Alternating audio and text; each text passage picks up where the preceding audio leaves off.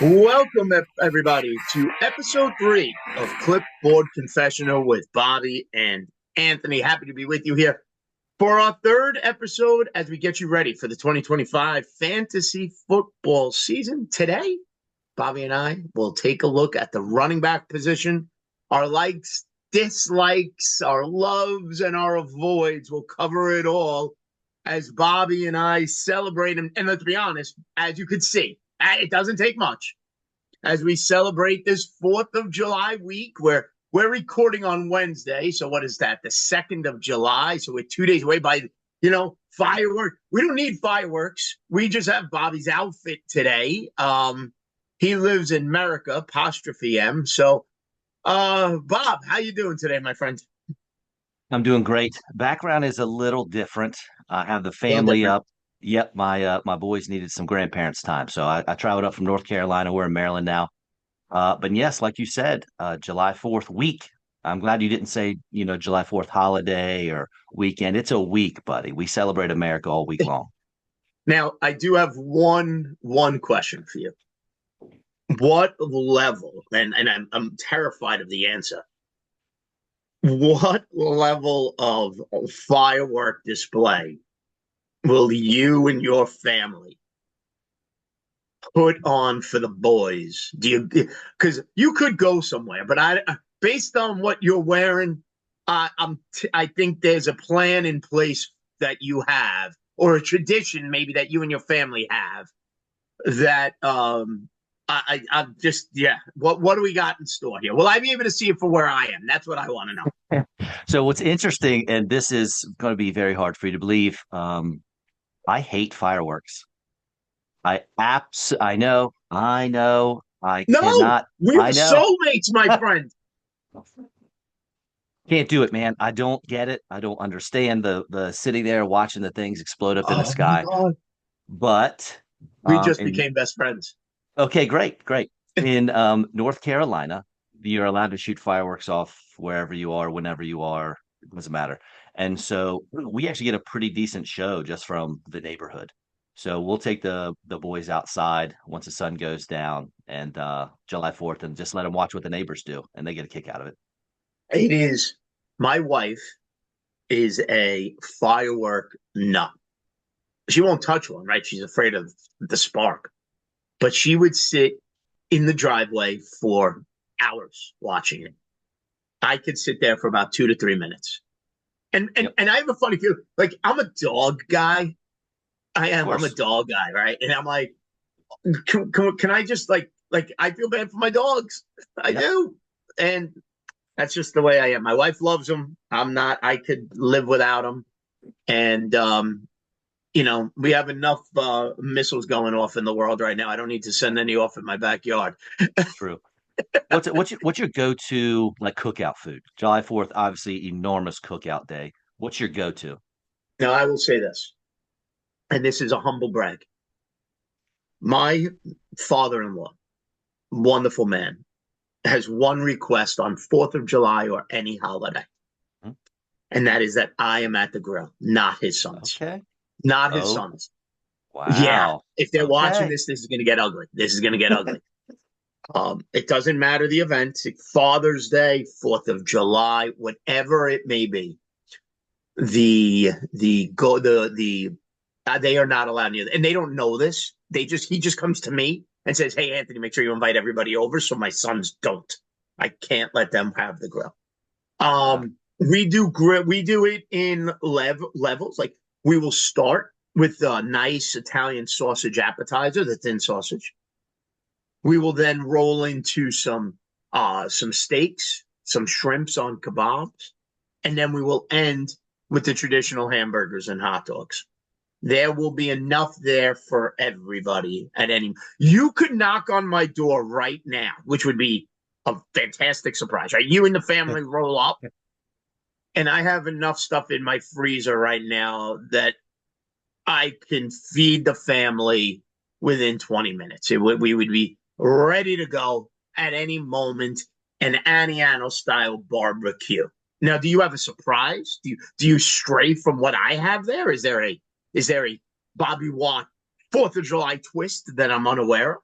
So all of those things, wonderful, obviously staples. I'm a smoker though, so I like to smoke There it stuff. is. Yeah. So, and it doesn't matter what it is. You do brisket. Ribs. Yeah, absolutely. I lean more towards the pork family when I'm smoking food. Oh, But I also love sides. Like I make a homemade Amish macaroni salad that'll knock your socks off. And it's like it's one of those things where I can make it anytime I want to, but for some reason I limit myself and I only make it maybe twice during the summer or something like that. Um, but yeah, that's definitely my go-to sides, my macaroni salad. But I love appetizers too. Give me some dips. Give me some little finger foods that are sitting out all day long. I love that. yeah. I do a homemade pesto Okay. from the garden in the yard. Nice little pesto pasta salad. That is my go-to side. Gets a lot of Mm. requests. My homemade salsa, my homemade pickles. All of these things happen at Casa Aniano, and come the summer months, they are a good time. But we're getting hungry. This is the wrong podcast. We will start the Bobby and Anthony cooking show soon enough based on that conversation. I'm in. It is also, as we talk about July, it is fantasy football season. It's here, whether we want to admit it or not. TGFBI drafts are going on, your friend drafts are going on, all that great stuff. If you haven't already, Bobby and I have done two shows. We've talked about rookie running backs and we've talked about quarterback rankings. Today, we're going to talk about the running back position as a whole. And it starts for me, Bob, right at the top in Saquon Barkley. Everybody has him ranked number one. He is the number one ranked running back. I see the smirk on his face. We haven't talked. One of the things, Bob, we don't we don't talk, right? Mhm. Everything here we do is, it comes genetically, naturally, I guess you would say, would be the word. It's summer. We're teachers. My vocabulary is out the window. Nonetheless, uh, Saquon Barkley. Every website, every publication has him ranked as the number one running back. But anybody who's been paying attention, anybody who's been listening knows the workload was off the charts last year when you include the playoffs. I believe the number was over 400 total touches last year, including the postseason run for Saquon Barkley. Saquon Barkley, who had some injury history with the Giants, signed with Bobby's Eagles, was a monster. Now, Bobby, as we know, monster. And full disclosure, I rooted for Saquon. I was so happy to see him stick it to the Giants last year. Nonetheless, the first and I think the most important topic, really, maybe one of the most important topics of the running back position. Even though your magazine, your website is saying Saquon Barkley is number one, I have a funny feeling Bobby's going to tell you, he ain't doing it. Because I know I ain't. Go ahead. Yeah, not a chance. Obviously, I love Saquon. You know, he just helped lead my team to a Super Bowl title. But I've mentioned before on the show those 400. I think it was 480 by the time it was all said and done with receptions and everything, and that is just absolutely insane.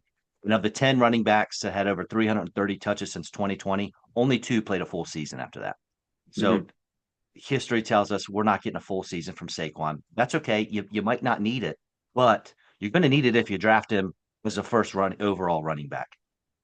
You got to make sure that with that first round pick, especially, your RB1, the RB1, you got to make sure that you got that guy for the long haul. I mean, Christian McCaffrey owners, what a nightmare that's been over the Yep. last 5 years. He's either winning your league or losing your league. And you just don't want that with your RB1. And it's just, I can't, the numbers don't lie. And it's time after time after time. A running back gets this type of workload. It doesn't happen for him again. Now, that being said, it's not like I have him as my RB8. He's my RB3. So, Okay. I still have him up there. You can't ignore the ceiling that he has. But I can tell you, I'm going to be playing it safe with my running back position after that. I'm going to be drafting some floor players to make sure that if and when he goes out, my team doesn't sink. It's, I can still stay afloat. The most astonishing stat from his 2,000-yard season, you know how many yards he had before contact? No. Uh, uh, I'm assuming his after contact numbers are through the roof. His before contact, 1,328 yards Oh, my God. before contact. Only five running backs had more than 1,328 rushing yards total. And he had that many before getting touched. Is that And while he insane or played what? for the Giants, he probably had about 3 yards before. He like the difference in what he was allowed to do with Philadelphia and the Giants was off the charts. Right. Yeah. Like, and that's a credit to the Eagles offensive system, the offensive line, and everything else. It was almost you could almost make a case for all the work he did. He actually did less work than he did with the Giants because of the fact that he was able to run in space. Whereas with the Giants, he was, running through a crowd at all times. But let me ask you this then. So he's at 3. Who would be your top 2 running backs? And that being said, where in a 12-team draft are you pulling those running backs off the board? So my first overall running back is Bijan Robinson, Yep. Atlanta Falcons. Number 2 is Jameer Gibbs, It is Detroit Gibbs, Lions. huh? It is. Yep. Dude, that guy was RB1 last year in PPR. He actually outscored Saquon in full point PPR leagues. Montgomery doesn't scare you at all? No, simply because they've already done it together. Gibbs has been in the league for 2 seasons, along with David Montgomery. They've been Yeah. teammates the whole time, and he's been a top 10 running back both years and RB2 just last year with David Montgomery there. Montgomery's what, 28? I think 29. He just missed 3 or 4 games last year. And the games that Montgomery missed. Now, look, you're not going to plan or, predict injuries unless you're someone like, McCaffrey or, there's some serious injury history there. But when Montgomery was out, Jahmyr Gibbs scored 26, 23, 24, and 44 Yeah. points when he was the Yeah. lone dog in that backfield. And you just can't ignore that. He almost had 2,000 scrimmage yards last year, 20 touchdowns in a committee. This guy is so explosive. It's unreal. So there's really not a whole lot of negatives you can say. Oh, I got 2 negatives on Gibbs. You mentioned it with Montgomery, and also the new offensive coordinator. They have Yeah. the blueprint. They have the blueprint on what to do with Gibbs, and I really struggle to think that the new OC isn't going to keep the script when you have an Yeah. offensive giant like you do with Gibbs. Yeah. But when you have an offensive giant like the Detroit Lions were last year, True. right? Like Yeah. don't fix what's not broken. And that was the Lions offense. So that being said, and I could agree with that. I can because of the Saquon workload concern. Where are you taking? So Bijan's number 1. Mhm. If you're in that 12-team draft, to me, Jamar Chase is 1-1.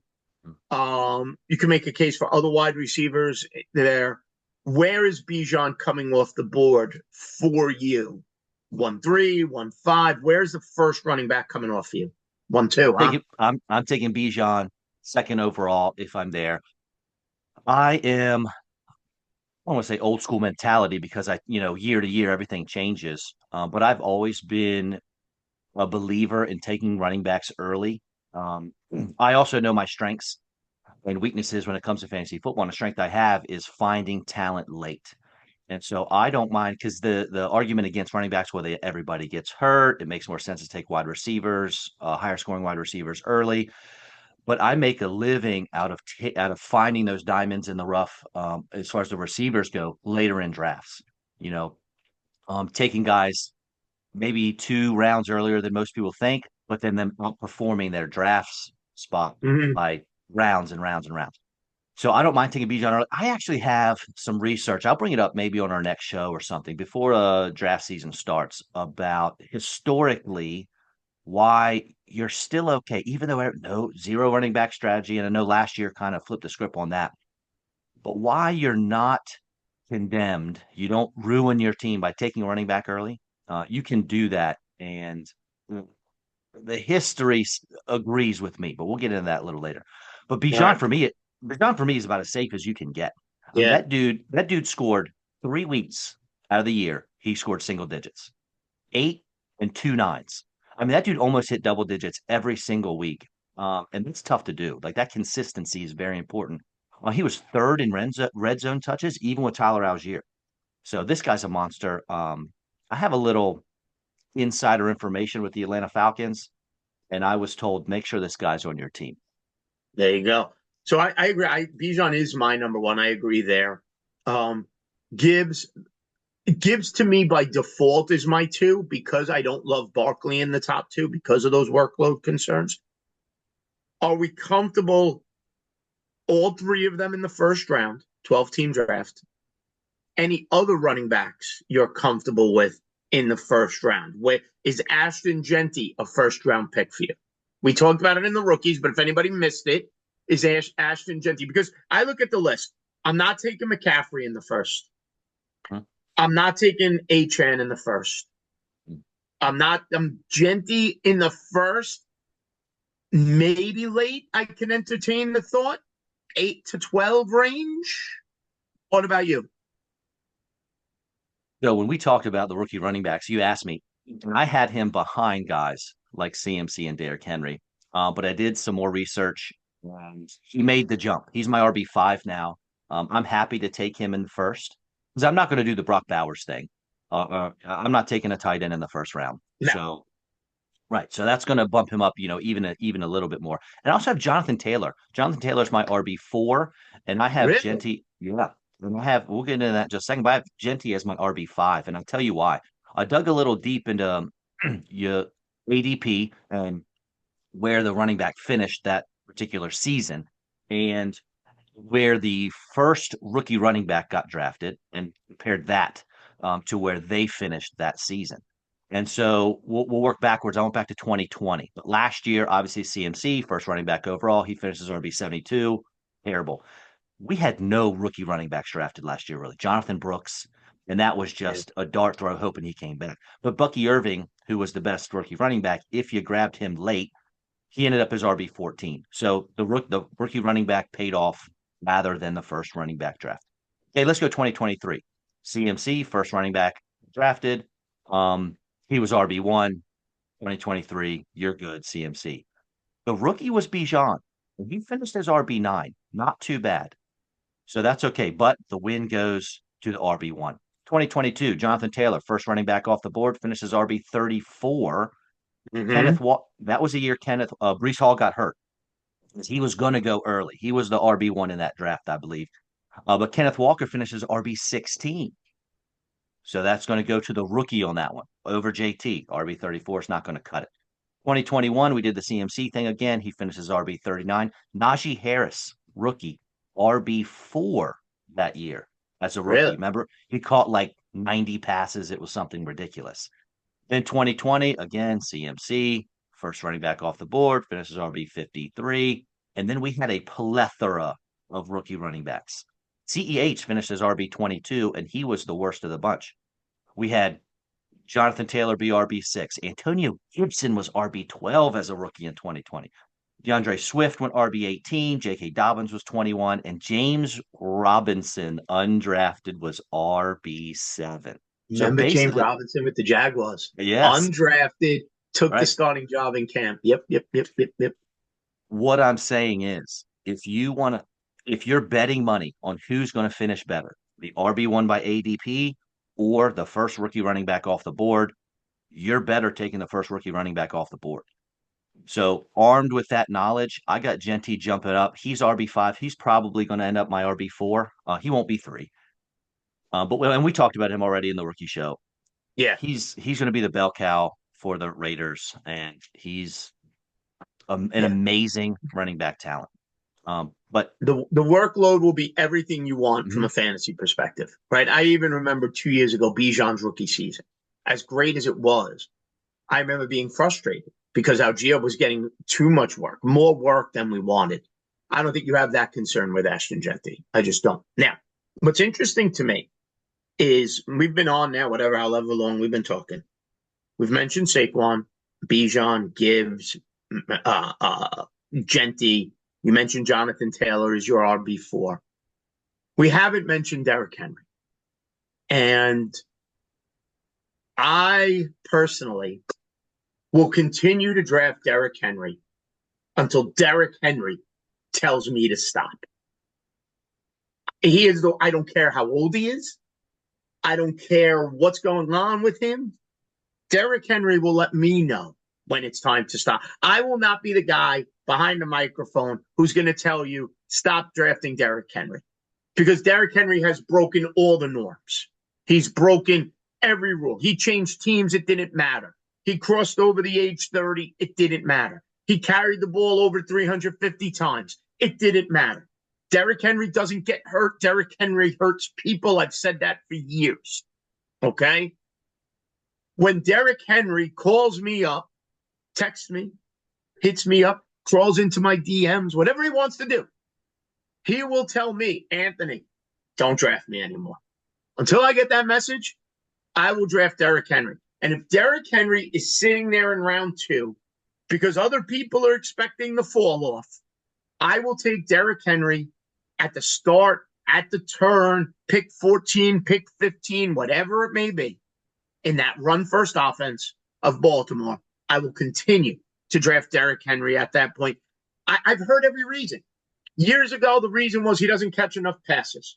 The reason is now he's getting too old. None of it matters. I will go so far as to say that if you wanted to reach up and take Derrick Henry in round 1, end of round 1, because you felt he was hands down the safest player in that first round. To use the phrase you used before, the safest floor you can find. You never have to worry about him getting touches in a game. You never have to worry about him getting in the end zone in a game, it feels like. Derrick Henry may be the safest player you could take if you get him in round 2. It's a win. And if you're really playing conservatively and you want to get him in round 1, I couldn't fault you. What do you think? I 100% agree with you. He's one of the few players you never want to take dumb bets, and it's almost always dumb to do anytime touchdown bets, right? If you're on DraftKings or FanDuel, whatever you're on. If you did Derrick Henry at anytime touchdown bets, you walk away cash in hand, buddy. 16 touchdowns last year. Let's go back to 2019. RB3, RB2, RB16 because he only played 8 games, but he was RB1 in points per game that year. RB4, RB8, RB3. When you talk about a safe floor, safe player in the first round, I'm not going to get Derrick Henry in my league of record. I know that. There's a few Ravens fans. He went 7th overall last year. Yeah. Last year, he went 7th overall in that league. He might go, depending on who gets a first overall pick, he might go first overall in my league of record. But that being said, if you want to play it safe and you want to make sure, has anyone had a quieter 1,900 rushing yards in a season? Thank you. I mean, Saquon Barkley took that shine from Derrick Henry, but this guy's he's a monster.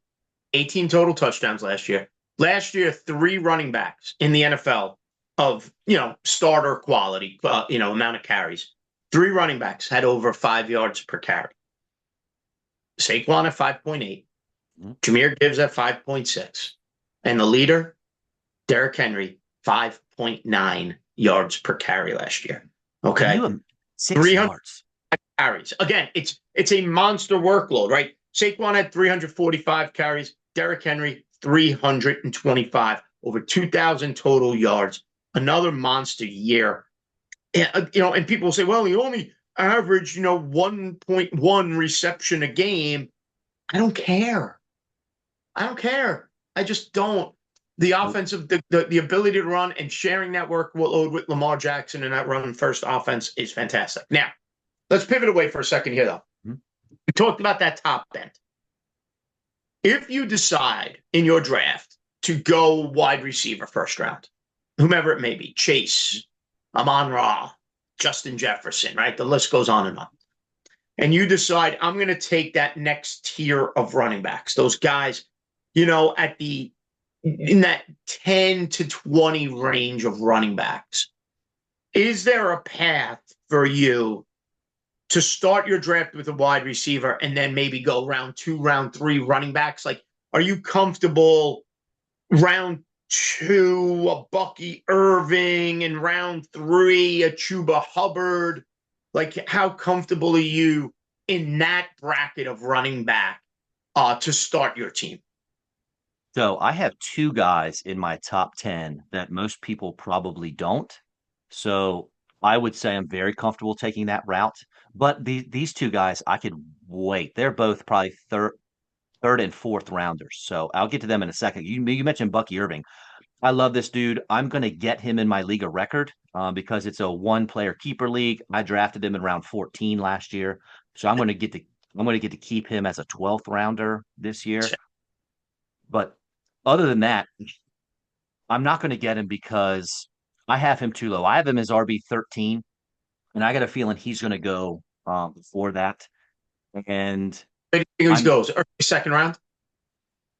Irving. I think he goes mid second right now, mid to early second, and that's just going to be too early for me to do that. He's a smaller back. Excuse me, 195 pounds. They said he put on some weight, which will help him, but he was 37th in snap share last year. Maybe that goes up because his having the efficiency that he had 2 years in a row is going to be difficult. Teams are looking for you now. They're not really thinking about Rashad White. I know he was fifth in yards per touch, fifth in evaded tackles, and Bijan Robinson we talked about was first in yards created per touch. My guy here, Bucky Irving, was second. There you go. So he's either going to be a top five running back or like a middling RB2. I can't decide which one it is. I kind of have him ranked in the middle there as RB 13. So I'm probably not going to get him, but this is one of the harder guys that I have as far as rankings go. Where do you have Bucky Irving? He sits right there. It's funny too. Like I kind of Rashad White. Remember last year, Rashad White started the year as the starter in Tampa, so some of the numbers were a little skewed, I think. Whereas now we're going to get that full season of Bucky Irving. I think we're going to get a lot less of Rashad White. Bucky Irving showed the ability to kind of do everything. Remember, he had 47 receptions last year. So like Rashad White, the narrative that Rashad White is going to be the third down passing back doesn't necessarily have to be true. Bucky Irving has the ability to stay on the field. I would say this. I think Bucky Irving in that Tampa offense, which I love, with the new offensive coordinator, has the ability to end up being as a top seven, maybe even top five running back. But I don't know if the floor is as high as some of those guys we already have in there. Is he as safe a play as Derrick Henry? The answer to that is no, right? Is he as safe a play as even Jonathan Taylor? I don't think he is, as long as Jonathan Taylor stays healthy. So when I look at Bucky Irving, if he's there round two, let's call it pick 15, pick 16, he becomes very difficult for me to pass up. And I would take him over Josh Jacobs. I would take Bucky Irving over a Chase Brown. I would take him over Breece Hall. I would probably take him over Kyron Williams just because he was more efficient in his work. You know, Bucky Irving, 5.4 yards per carry. It was actually four running backs over 5 yards per carry. Kyron Williams, only 4.1. That level of production, again, though, like I need to see that level of production over 17 games from Bucky Irving. They didn't ask him to do that last year. He wasn't the starter at the beginning of the season. If he maintains that level of production, it's off the charts. So he probably sits right there at running back 10-ish for me. And again, you tell me if I start my draft in the first round and I grab, let's say hypothetically, I grab Amon-Ra St. Brown, pick 7, hypothetically. And it comes around to me into the middle of round 2 and Bucky Irving is the best running back on my board. I have no qualms taking him there and starting my running back room with him. The question then becomes for me is, where am I going in round 3? Right? Do I have enough faith in Bucky Irving to wait till round, say, 4 or 5 to grab my second running back? Or am I pushing my second running back into round 3? And am I grabbing even one of the younger kids like an Omarion Hampton in round 3 if he's there? Am I moving up to grab that second running back? That's going to be the dilemma I face because there is just a small, not a lot, but a level of uncertainty with him than it would be with some of the other veterans with the safer floor. You picked the perfect names to go over there with Bucky Irving because I have Bucky Irving at 13. Josh Jacobs is 12. Chase Brown is 11. Kyron Williams is 10. I mean, you picked the perfect names for me to be right there with Bucky. And if I'm sitting there with pick, what do you say, 15, 16, 17? For one, he's probably not going to be the highest running back on my board. But second, I'm going to pass on him there. I'm probably going to go a different position. You know, maybe if Bowers is sitting there now, McBride, the second round tight end scares me still a little bit, but I'm more comfortable in the middle of the second there than like the end of the first. But I'm probably going wide receiver there. depending on who's available, obviously. Because I got two guys. I got Kenneth Walker and Brees Hall back to back in my rankings, RB8, RB9. Oh, you're doing And the Walker thing. You're doing the Kenneth Walker thing. can I tell you why? Several, well, lots of reasons. But Kenneth Walker, when he came out with Brees Hall, everyone loved Brees Hall. Kenneth Walker was my RB1 of that draft class. And obviously, the Kubiak offense is the big reason everyone's doing the Kenneth Walker thing. Not everyone, but a lot of people are higher on Kenneth Walker. I'm probably even higher than most on him. Um, I've loved this guy since the start. When he's on the field, and that's a problem, he's Yeah. he's fantastic. And 3.7 yards per carry last year, Bobby. 3.7. And you got to draft Zach Charbonnet the next round. no, you don't. You got to push Charbonnet so far up your board if you're trusting Kenneth Walker. But go on. No, I agree 100% with you about having to move Zach Charbonnet up because you need to make sure you have that safety and you need to have that backfield. Now, yes, Kenneth Walker had a down year, 3.7, like you said. Career wise, he's over 4 yards a carry. And his receptions last year jumped up tremendously. He had 46 catches last year when his career high previously was only 29. Now, that being said, what's it going to look like with this offense? But he's going to get a lot more work and a lot more quality looks in a QBX system. He was RB 15 in points per game last year. Again, he's coming on a career down year, his worst productive career of his life. He was still RB 15 in points per game. He was 13th in yards created per touch. If this guy can stay healthy, he can be easily a top 10 running back. But again, I understand Because you had Charbonnet. there a lot. Say it again. You had a lot of ifs there. I know. I heard it as it was coming out. With starting your running back room with him. See, if Kenneth Walker is my second running back, if I have whomever, doesn't matter, Derrick Henry, whoever it is, and I could grab Kenneth Walker as my RB2, sign me up. I'm okay with that because I know that I'll get somebody good with RB3. I'll take Zach Charbonnet later, whatever I want to do. I cannot start my running back room with Kenneth Walker. I can't do unless my wide receivers are like, off the charts ridiculous. I can't start it. I could start Kenneth Walker.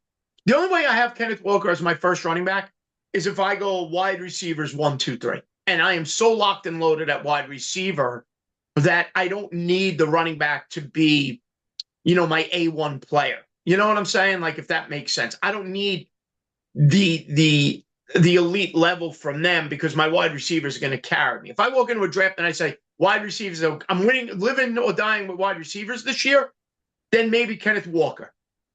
But where you have him ranked, you got to take him in round 2, maybe round 3. His ADP, I think, is round 4, I believe, right now. So I don't have to take him in round 2. I can wait. So let me ask you, there's a world where you end up with Amon-Ra St. Brown and Drake London. 1, 2, bang, bang. Do you take Kenneth Walker? Are you more comfortable there in the third, or are you still going a different direction? Who's my choice with Brees Hall or Kenneth Walker? Yeah, and yes, this is what I want to do. Yep. Okay. Round 3, Brees Hall, Kenneth Walker. I'd probably go Hall. Okay. And I'm okay. Like I said, I got the back-to-back in my rankings, and talking to you right now, it's making me want to lower Kenneth Walker a little bit. I'm not going to drop him out of the top 10, but Listen, I had Kenneth Walker, and when he's on, it is fantastic. His ability to break tackles, his ability. I mean, he had 8 touchdowns last year, over 4 targets per game. Like, there's a lot to like. There is. It's just you're constantly scrambling because every week it seems he's on the injury report. Every week. Yep. And that just hangs over you, and that's tough for me. Now, don't get me wrong. I'll take Kenneth Walker 100 out of 100 over Alvin Kamara. I will do that every single time. Kamara, the age, Alvin Kamara's, and I can't shake the fact that Alvin Kamara's numbers last year will forever be skewed by that one monster game where, if you remember early in the year, I think he had 4 touchdowns. He put up 50 fantasy points. That offense is terrible. You may be playing quarterback for them this year. It's a disaster. So for me, it's like, I'll take Kenneth Walker over Alvin Kamara. I'll take Kenneth Walker over Joe Mixon. Houston shot up a ton of red flags when they went and signed Nick Chubb. I will take Kenneth Walker over a Montgomery. I'll do all of those things. I'll take Kenneth Walker over Aaron Jones. Age plays into a factor there. Will I take Kenneth Walker? Here's one for you. Kenneth Walker or the rookie Omarion Hampton with the Chargers? I'm definitely taking Walker because Walker's not in a timeshare. Everyone's like Charbonnet, Charbonnet, Charbonnet. When Walker's No, on the field, he's at a 73% opportunity share. So just a true backup. That's what he is. yes, yeah, but one that you need if you take Walker. So you have Walker, what, RB 15 or so? Is that for you? Yep. All right, I can feel you there. I'm going to have him higher. But let me ask you a question. So I'm definitely taking him over Hampton. I got Hampton down in the 20s. We talked about in the rookie stuff. He's got some competition in that backfield. I do love him though. Long term, dynasty. I'm definitely taking Hampton. But does Brees Hall have an opportunity, knowing that Justin Fields checked down way more last year than ever in his career, and with the outside of Garrett Wilson, there's nobody left to catch a football. Can Brees Hall be second on this team in targets? Yeah. That could That, be huge for him. yeah. Right. Like Alan Lazard. Like, really? We're going to do Alan Lazard? Right. Yeah, That's your other option. Now, somebody right. could say, but Anthony, he may be in more of a timeshare than, say, Kenneth Walker because Braylon Allen had a nice year. But if you remember last year down the stretch, and I know it's a new coaching staff, Braylon Allen got faded out and they tried to go more Brees Hall. If the Jets want to win, right? And I tease my Jet fan friends. They're in year 55 now of the year of the rebuild since Joe Namath, right? It's been a 55 rebuild. Trust the process; they'll get there eventually. If they want to win, 3 people on offense need to touch the ball: Justin Fields, Brees Hall, Garrett Wilson. That's it. That's it. Stop being cute. Stop being funny. Get the ball in your best playmakers. And your best playmakers are Justin Fields running it, Brees Hall running it and receiving it, and Garrett Wilson making plays down the field. Anything else, if anybody else is touching the ball more than them, that means their season is going nowhere. Let's just acknowledge that. So, yes, I do think, like Brees Hall last year had 57 receptions. If you said to me, Anthony, over or under 70 receptions, I would say that would be, if I'm setting Vegas, that's the line, and I'm there. Over is a possibility. That's a good line.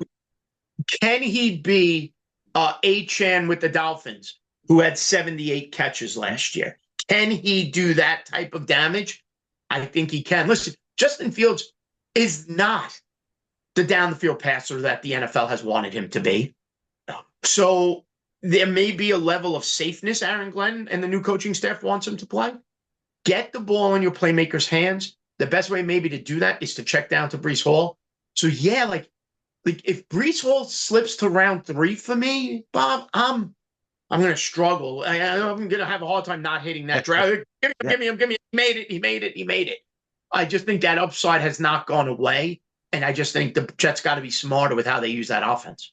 2 years ago, 2023, if he had 70 catches, it wouldn't be groundbreaking for him. He had 95 targets, 76 catches in 2023. So he's done it before. And if Vegas sets a line at 70, I'm taking the over on that. That'll be a nice futures bet for me. I'll feel pretty comfortable with it. But you mentioned a guy, and I need to know. I do not know what to do with Devon Achane. I don't either. Okay, good. All right. So what to do? I think it's safe to say that he's going to have to slide past his ADP, slide past his ranking for either one of us to draft him. Now, I have him in a dynasty league. In a dynasty league, I drafted him as like a 4th round rookie. I'm fine with that. That's a different animal. That Miami Dolphin offense is literally 1-2 a banging of the head to being completely useless. Yeah. completely useless. And as much as Achane, right, almost 1,500 total yards, 4.5 yards a carry. He had 203 rushes. He had 78 receptions and 12 total touchdowns. Like the numbers are monstrous. 5 targets per game he averaged. All right. If you said my team has Jalen Waddle, the explosiveness of Waddle, Hill, and HN, you'd be giddy. But the problem with the Dolphin offense as a whole and the microcosm that is HN is it comes in bunches. So when it's good, you're blowing out your fantasy opponent, it feels like by 50 points. But when it's bad, and I'd love to pull this up, like how many games did HN finish in single digits? There was no, mathematically, it was all outliers to me. It was extremes on both ends. He's never been to me that safe 12-point floor. You were either getting 25 or 5, it felt like, with HN. And I think you're in line for more of that again, especially if you lose Tua again. 6 games in half-point PPR of under double digits, so single-digit points 6 times. When Tua was out, he averaged under 7 fantasy points per game without Tua. And you can't have that with a second-round running back, and I'm pretty sure that's about where he's going. Thing with me is I want to be on HN, but I don't like smaller running backs. Dude was 188, 5'9", 188 coming out. Don't like that. I don't like that he's only good when Tua plays. So he has to stay healthy, obviously. Tough to do as a small running back. He's actually stayed healthier than I thought he would, even though he's missed some games. Tua has to stay healthy. That's certainly not a guarantee. Him and Chris Olave are on the same concussion protocol here. One more hit and they might be done forever, unfortunately. And we can't forget about Jalen Wright. And I know he's not a huge, he hardly played last year at all, but he's a much bigger back. That dude's like 210 pounds. They don't have Mostert anymore. So he could step in, be the Mostert role. It didn't affect HM much last year, but if Wright gets the goal line touches, it just feels like, and this, honestly, this is kind of my going against my Kenneth Walker argument. A lot has to go right for this to work out. Yeah. And Miami, I guess they tried to upgrade the backup quarterback situation this year. It's Zach Wilson. Sure. Yeah, it's right. Zach Wilson. The news broke. They added Darren Waller, 33 injury-prone tight end, who's retired for a year because he didn't want to play for the Giants anymore. It's this Miami team as a whole. This offense is going to be very, very interesting because it could boom. Like there's talent there, there's names there, but as quickly as it can boom, it can bust. You moored up Jalen Wright. I will say this: if I have no problem taking Jalen Wright late in the draft. None. Because he could end up being useful at times. So like Devon Achane or Josh Jacobs, who do you want?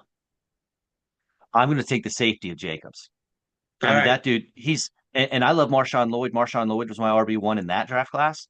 But, Jacobs is the guy. He was RB5 last year. If you ask me without me knowing, where did Jacobs finish? I'd be like, I don't know, RB8, RB9. Dude was top 5 running back.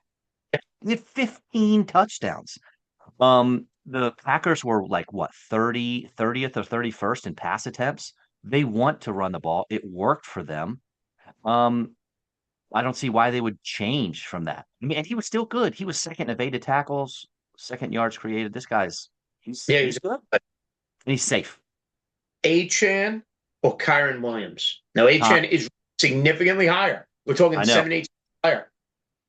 I'm Kyren for sure. In that respect, I know he wants a contract. We'll see how this contract situation goes if he sits out and all that stuff. The holdouts, I hate that. But he's got 31 touchdowns in 2 years. He only scored single-digit fantasy points twice last year, 4 less than Achane did. He was first in red zone touches of all running backs. He was RB7. He doesn't create anything. He's not going to get you a bunch of yards after contact, but he's going to get what's there. The Rams love him. If they get close to that goal line, they just want to give him the ball 5 yards and in. It's two, three carries with Kyron Williams. So he again is another one of those players that has a really nice floor that I'd love, late second, beginning of third. Right. So the reality of what's going to happen is somebody else is going to draft Achane. I We're going know. to when it's time to draft Achane, Bob and I are going to end up probably drafting a wide receiver. You're right. And And I hate it. I don't want to be that way, but I just can't pull the trigger. grab those running backs ranked behind him, the Brees Halls, the Kyron Williams, the Mhm. Kenneth Walkers. We'll take one of those in the following round over where Achane goes in round two. I think Bob and I are in agreement on that. Now, let's pivot away. I want to talk about another player here. A little bit later in the draft, you're probably getting him. If you draft running backs early, you're not getting him as a starter. If you wait on running backs, you may be getting him as your RB2, and that's Isaiah Pacheco. Mm. Now, he's an interesting name because last year he was drafted as an RB2. Hurt, Kareem Hunt comes along, Pacheco comes back. Pacheco is useless. This chief offense is an offense, I guess, in flux, right? I believe it was you last week who said Patrick Mahomes was fantasy irrelevant. And well, if the quarterback's not going to be relevant on a team that is a Super Bowl contender, well, that means the running game better be ready to read, in my opinion. Is Isaiah Pacheco somebody you want as an RB2? Is he off your board? Is he depth piece? What do we make of that Chiefs running back? I do not want him as my RB2. I can't believe I'm saying it, but Kareem Hunt matters. Um, Isaiah Pacheco last year was RB 44 in points per game. I know he lost, he was injured and stuff, but even when he played, it wasn't great. Yeah, no, it was ugly when he came back. Right. Hunt was RB 25 in points per game. Let me say that again. Kareem Hunt was RB 25 in points per game. I don't know how he keeps getting it done. And it's not like Kareem Hunt, you don't want to start him either. I currently have Pacheco as RB 27. So I Mm-hmm. do not want him as an RB as in my RB2, maybe as a flex, but I'm sure I could find a wide receiver or something I would much prefer my flex than Pacheco. I feel like he has a little bit of a ceiling, but that floor is as low as it gets. I mean, that floor is 3 points a week. Yeah, absolutely. Now, I just want anybody who's curious right now, you're listening. If you're wondering why we're not talking about the rookie running backs, Bob and I have already dedicated a show to them. Make sure you go check out our first episode. That whole show is dedicated to them. So if we're skimming over right now, don't blast us. Just go check out that show. Now, there's a group of veteran running backs that are interesting names. And they're not all veterans, but not rookies either. Guys like DeAndre Swift, Jalen Warren, Brian Robinson, Ramadre Stevenson. There's a group of veterans who are outside the top 24 who are names, are well known. Somebody may take a flyer on, and or somebody may my nothing aggravates me more the guy who says I went zero running back, and then the draft is over and he's got 7 of them on his roster. Like, dude, really failed math. But anyway, well, I didn't draft any of them in the first 5 rounds. Okay, but it doesn't mean zero, right? You didn't take zero running back. You just waited on running backs and took lower, and you're going to stream. It's not zero. It's absurd. But anyway, reinvent the wheel. Why don't you? My point is, there are names outside of that top 25, and looking at rankings right now, all of those guys I mentioned: Swift, Warren, Brian Robinson, even Tyrone Tracy, not a veteran, only in year 2, Ramadre Stevenson, all outside the top 25, but they are names. They've had success. They've been RB2s. When you look at them, what's your take? Does anybody stand out for you? Is there somebody you're more interested in than someone else? Or are they what they are, which is at this point depth pieces to your fantasy lineup? Well, I have one of those guys. I don't want to say I'm really excited about, but he's in my top 24, slipped just inside. I got DeAndre Swift at RB 23. He had over 1,300 scrimmage yards last year on a bad team. And yes, he was under 4 yards a carry, but the last time he played with Ben Johnson, who new head coach for the Bears, he averaged 5.5 yards a carry. Now, he only had 99 carries, but that was a year that they had Jamal Williams and they just gave him the ball and he'd get 3.5 yards. He scored 17 touchdowns. I mean, that's a bit ridiculous. But also, Ben Johnson, he's he's super. I mean, if you watch his game plans and the plays he whips up, this dude is intelligent. He knows what he's doing. He didn't have a Jahmyr Gibbs role because he never had Jahmyr Gibbs. DeAndre Swift is not Jahmyr Gibbs, but he can slip into that role. Now, he's not going to do Jahmyr Gibbs things with that role. But Ben Johnson now has a position that he created. And why can't we have Swift do that? Again, not going to be Gibbs, but he can be that role in a Ben Johnson offense. Swift had a 76% opportunity share last year. Remember in the preseason this time last year, everyone's like, is it Roshan Johnson? Like Khalil Herbert, I think, was still there in Chicago at this time. Like, who's going to get the ball? It's going to be a mess. It wasn't a mess. DeAndre Swift was the guy last year.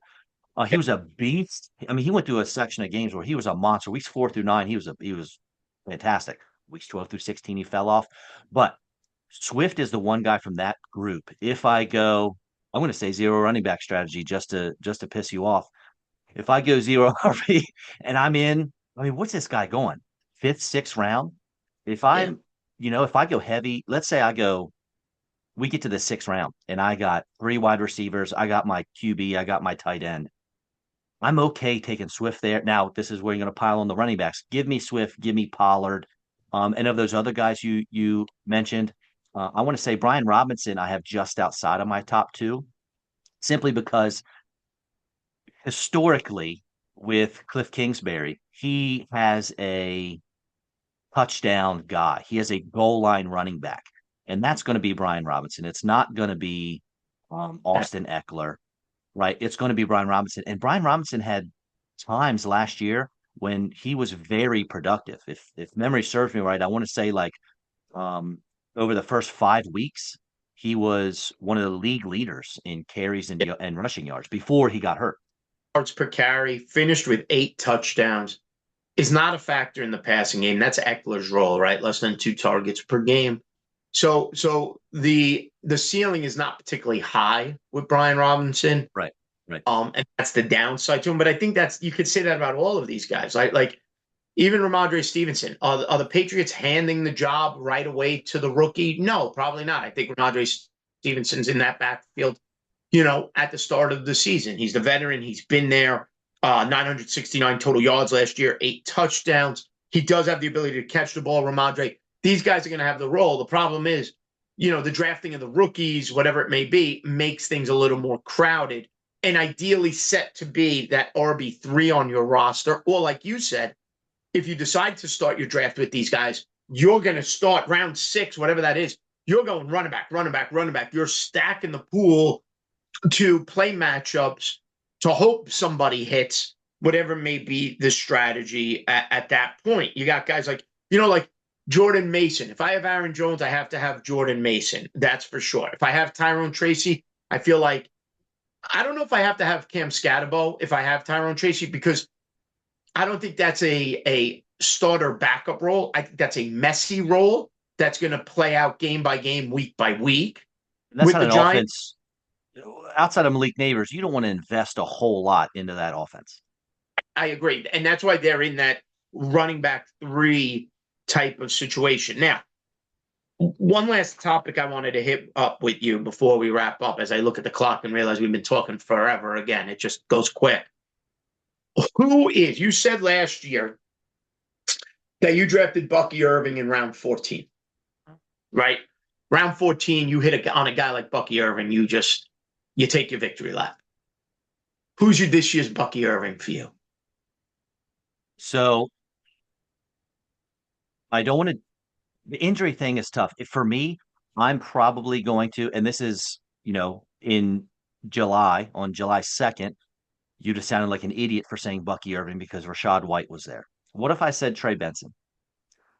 Second string running back for the Cardinals, but he's behind James Conner, who I know he's been healthy last year. Last year, I think, was the first year he ever played a full season. But that dude's how old's James Conner? Is he 30? Yeah. 31. I mean, he's old, right? And Benson started getting a little more work last year. A lot of folks had him as their RB1. coming out in his draft. He's got a year under his belt in that offense. Thought he looked pretty good at times last year. If I'm just looking at my running back rankings right now, he's barely a top 50 running back. I mean, with Mhm. depending on how you have your guys, it's probably him. I'm not going to do the Tank Bigsby thing. I'm not going to do. I don't know. I'm not going to. As much as I'd like to do Marshawn Lloyd, I mean, I'm not going to do that either. I think that's probably the name for me. What about you? I like that. I like that one a lot. I don't think I'm getting him as late as round 14 because I think the Christian McCaffrey drafter is going to go for him earlier. But if Isaac Garendo is there in round, say, 10, he's on my roster.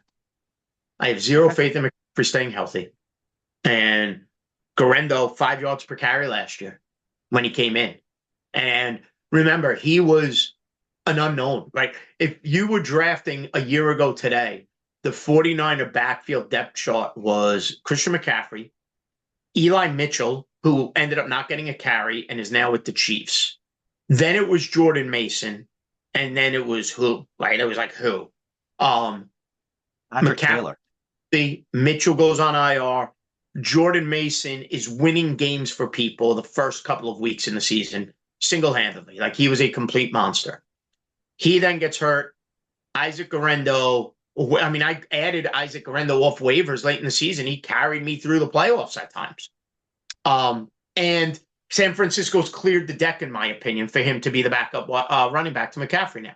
Mitchell's in Kansas City. Jordan Mason's in Minnesota. We are a typical Christian McCaffrey calf tweak away from Isaac Garendo being the workhorse. Now, that means if you roll the dice and you take Christian McCaffrey in round 2, and again, he falls into that Achane category for me, in that he's better than Achane. If he's healthy and you get him in round 2, there's a pretty good chance you're winning the league as long as you don't fall asleep for the rest of your draft. But that's a big if. So if you're drafting McCaffrey, the issue with drafting McCaffrey is you're probably pushing Garendo up too high onto the draft board. You got to take him earlier than he really is worth because you got to hedge that bet. However, if that guy who drafted McCaffrey is sleeping on it and Garendo is there for me round 10 after I've filled the roster, he's on my team because the upside of him is too strong. I love the Benson thing even later because I do think he lasts later because the Connor guy is not as invested there. So he doesn't feel the need to hedge that bet as much as the McCaffrey guy, if that makes sense. But Garendo, if he makes it to round 10, is on my team. Jalen Wright is another one. I know we mentioned him already, but if I'm Mike McDaniel and I have a threat like Achane that I need to make sure I stay healthy and that can catch the ball as good as a wide receiver, I feel like I start moving Jalen Wright in as long as he can do it as the first, second down guy, goal line guy, give Achane some breaks. So Jalen Wright would be another dart throw I'd like to make at the end of drafts. With What's that? James Cook contract situation, Ray Davis with Buffalo. Well, yeah. I mean, let's see. Let's see how serious Cook is. I mean, is he Yeah. going to miss games? Is he going to dig in? And if so, then sure. I don't mind throwing late. I mean, is Ray Davis getting drafted? I don't think he's even getting drafted. Ray, the only reason I mention it, it's pretty funny looking at some rankings right now. Here it is. You ready? Yeah. Garendo's at 46. I'm looking at the Roto Baller rankings. Garendo's 46, Jalen Wright 47, Ray Davis 48, Trey Benson 49. There you go. There you go. So there you Love go. that. They're top 50. They are running back 4s, running back 5s, late round values. And that'll be fun. That's for sure. Guys, we're going to wrap up here. We just talk. I mean, the problem is if we don't end it, we'll never end it. And that's the problem. Don't forget, right here on the Clipboard Confessional YouTube channel, check out our previous episodes. Episode 1, we talked about the rookie running backs. Last week, we got you ready. We talked quarterbacks. Today, we talked about the running back room. And our next episode, episode 4, Bobby and I will preview the wide receiver position. And who knows, that might have to be broken into 2 episodes because there's so much depth at the wide receiver position. Enough players that we could go on and on and on for. So, Bobby, this was as fun as always. Thanks for your time today, pal. Absolutely. You're the man. Happy Independence Day, folks. Thanks for listening. Enjoy your Independence Day. Stay away from the fireworks. Protect the dogs. Protect me. But please, please, please dive into the grill. And I don't know about you, Bob, but I will be diving into a cooler of adult beverages as well. So enjoy those. As always, guys, this is the Clipboard Confessional with Bobby and Anthony. Thanks for watching. We will see you next time. Have a good one, folks. See ya.